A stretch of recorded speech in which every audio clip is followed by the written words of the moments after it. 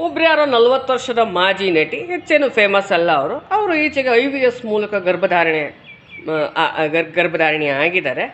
So ಅವರು ಯಾವುದೋ ಪಾಡ್ಕಾಸ್ಟಲ್ಲಿ ಹೇಳ್ಕೊಂಡಿರೋದನ್ನ ಭಾಳ ಜನ, ಅಯ್ಯೋ ಮದುವೆ ಆಗದೆ ಮಕ್ಕಳನ್ನ ಹೆರೋಣ ಅಂದರೆ ಏನು, ನೀವು ಯಾವ ರೀತಿ ಉದಾಹರಣೆ ಕೊಡ್ತಾ ಇದ್ದೀರಾ ನಮ್ಮ ಮುಂದಿನ ಪೀಳಿಗೆಗೆ, ನೀವೊಂದು ರೋಲ್ ಮಾಡೆಲ್ಲು, ನೀವು ಮುಂದಿನ ಪೀಳಿಗೆಗೆ ಯಾವ ರೀತಿ ಸಂದೇಶ ಕೊಡ್ತಾ ಇದ್ದೀರಾ, ಮದುವೆ ಆಗದೆ ಮಕ್ಕಳನ್ನ ಹೆರೋಣ ಅಂದರೆ ಏನು, ಎಷ್ಟೋ ಜನ ಗಂಡ್ಮಕ್ಳು ಈಗಲೇ ಹೆಣ್ಣು ಸಿಗ್ತಾ ಇಲ್ಲ, ಇನ್ನು ನೀವು ಈ ಥರ ಮಾಡ್ಕೊಂಬಿಟ್ರೆ ನಮ್ಮ ಹೆಣ್ಮಕ್ಳೆಲ್ಲ ನಿಮ್ಮನ್ನು ನೋಡಿ ಮದುವೆ ಆಗಲ್ಲ ಹಾಗೆ ಹೀಗೆ ಅಂತ ಹೇಳ್ತಾ ಇದ್ದೀರಲ್ಲ.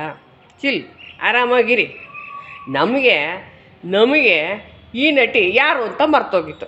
ಅವ್ರದ್ದು ಒಂದೇ ಒಂದು ಸಿನಿಮಾ ನಾನು ನೋಡಿರೋದು, ಯಾವುದೋ ಚಂದ್ರಮುಖಿ ಪ್ರಾಣಸಖಿ. ಅದು ಈ ನಟಿಗೋಸ್ಕರ ನೋಡಿಲ್ಲ, ನಾವು ನೋಡಿರೋದು ಅದು ಪ್ರೇಮ ರಮೇಶ್ಗೋಸ್ಕರ, ಮತ್ತು ಆ ಸಿನಿಮಾದಲ್ಲಿ ಬರೋ ಸಾಂಗ್ಸ್ಗೋಸ್ಕರ. ಅದು ಟಿ ವಿನಲ್ಲಿ. ಬೇರೆ ಯಾವುದೋ ಇಂತಿನಿನ ಪ್ರೀತಿಯ ಮಾಡಿದ್ದಾರೆ, ಅದನ್ನು ಏನಷ್ಟು ನಾನಂತೂ ನೋಡೋಕ್ಕೆ ಹೋಗಿಲ್ಲ. ಇನ್ನು ನಮ್ಮ ಮಕ್ಕಳಿಗೆ ಇವ್ರು ಯಾರು ಅಂತಲೇ ಗೊತ್ತಿಲ್ಲ. ಈ ಮಹಾತಾಯಿ ಯಾರು ಅಂತ ನಮ್ಮ ಮಕ್ಳಿಗೆ ಗೊತ್ತಿದ್ರೆ ತಾನೇ ಇವ್ರನ್ನ ರೋಲ್ ಮಾಡಲಾಗಿ ಸ್ವೀಕಾರ ಮಾಡೋಕ್ಕೆ. ಅವು ಪಾಪು ಅದು ಯಾರೋ ಗೇಮಿಂಗ್ ಯೂಟ್ಯೂಬರ್ಸ್ಗಳನ್ನ ಫಾಲೋ ಮಾಡಿಕೊಂಡು ಅವ್ರದ್ದೇ ಹೋಗ್ತಲಿದ್ದಾರೆ, ಆಯಿತಾ. ಇನ್ನು ಹೆಣ್ಮಕ್ಳು ಮದುವೆ ಆಗಲ್ಲ ಅಂತ ಡಿಸೈಡ್ ಮಾಡ್ತಿರೋದು ಯಾಕೆ? ಈಗ ಸ್ವತಂತ್ರ ಬಂದಿದೆ, ಆರ್ಥಿಕ ಸ್ವತಂತ್ರ ಇದೆ. ನಮ್ಮಮ್ಮನ ಕಾಲಕ್ಕೂ ನಮ್ಮ ತಾಯಿ ಚಿಕ್ಕಮ್ಮಂದ್ರೆಲ್ಲ ಜಾಬಲ್ಲಿ ಇದ್ದರು, ಆದರೂ ಸಮಾಜ ಏನು ಅಂದ್ಬಿಡುತ್ತೆ, ಅವ್ರು ಅಂತಾರೆ ಇವ್ರು ಅಂತಾರೆ ಅನ್ನೋ ಒಂದು ಭಯ ಇತ್ತು. ಆದರೆ ಇವಾಗ ಭಯ ಇಲ್ಲ. ನನ್ನ ಅಣ್ಣನ ಮಗಳು ಅಥವಾ ಅಕ್ಕನ ಮಗಳು ಮದುವೆ ಆದ್ರೇ ನಾನೇನು ಹೋಗಿ ಕೇಳಲ್ಲ, ಯಾಕಮ್ಮ ಮದುವೆ ಆಗಿಲ್ಲ ಅಂತ.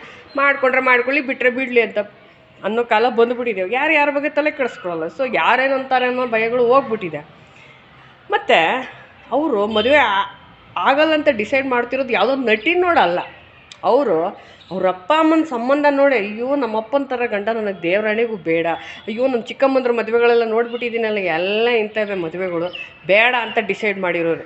ನನ್ನ ಫ್ರೆಂಡ್ಸು ಭಾಳ ಜನ ಅದೇ ಕಾರಣ ಕೊಡ್ತಾರೆ.